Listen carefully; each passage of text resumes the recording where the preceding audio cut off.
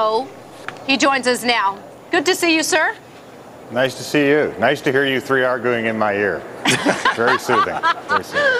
Oh, I know. But it is happy hour, so let's do some arguing with you instead.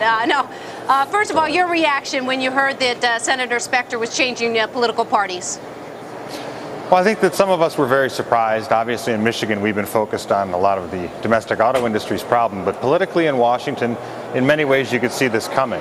Senator Specter was a moderate in the party. It was a very difficult position for him to hold in many ways. And I think that the stimulus was the final straw for a lot of his support amongst more conservative Republicans within the state of Pennsylvania. And so his switch today, in many ways, is very disappointing to us. But it also tends to track along with the path that he was on.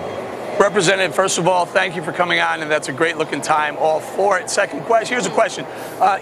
Today, Arlen Specter spoke, and he said the reason for the switch was that the Republican Party was moving way further to the right. Can you just comment on that? Well, I think there's different definitions of right. As Rebecca talked about Ronald Reagan being from the right of the Republican Party.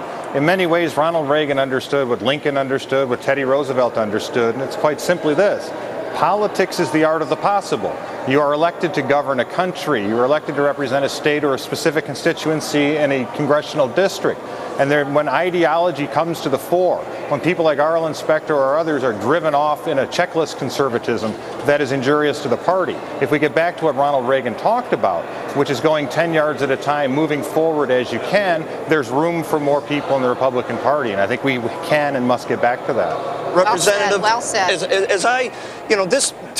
You're a Republican, and you voted for giving welfare to the corporations, the big automakers in your state. This guy was a Republican, and he voted for the stimulus package. I think it all just underscores why I and most of the American public can no longer tell the difference between left and right. As you said, there are different rights. Can you go ahead and try and explain the paradigm I'm living in at this point?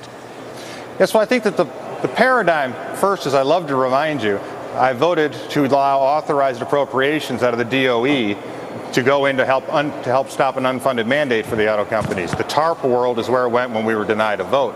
But in terms of the overall structure, and we've talked about this before, the fundamental relationship between the government and the free market was radically altered with the Wall Street bailout period. Yes. And in many ways, people understand this and they do not think that it is just. They also are very concerned when they hear that institutions are too big to fail in the United States that then can hold them up for money, trillions upon trillions, at the expense of their future prosperity of working people and everyone else. So this is what the Wall Street bailout was about, and it's why we continue to say that it must be ended. It has to end if people are going to have faith that there is nothing bigger in the United States than the sovereign people.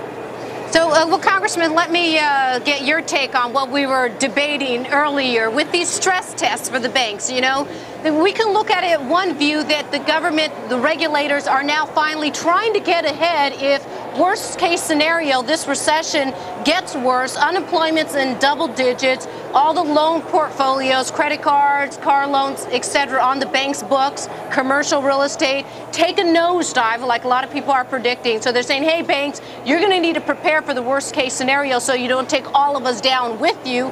But now people are criticizing the stress tests and the government for doing this. Your take? Well, I think, Rebecca, I'm a guy, and I generally don't like to go to the doctor. If I knew that the doctor was going to have a stress test that I'd passed, I'd probably go to the doctor more often. One of the things we saw with the banks as they were continuing to work on the balance sheets to meet this stress test was, as it was reported, lending was down 23%. You also have the outstanding issue with the toxic assets, which Secretary of the Treasury Geithner is still trying to address. So even this stress test in many ways was not applicable to the broad spectrum of the challenges facing these banks. And in terms of the worst case scenario, I think in many ways we've seen it because you have trillions of dollars of taxpayers in one way, shape, or form through Treasury or the Federal Reserve supporting these institutions. To me, an honest stress test would have been, where would you be without this underwriting by the federal government and the Federal Reserve? Hey, Congressman, real quickly, we're running out of time.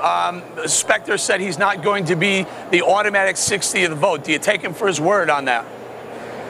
Arlen Specter's never been the automatic anything for either party. And in many ways, we're sorry to lose him, and the Democrats might be sorry to have him.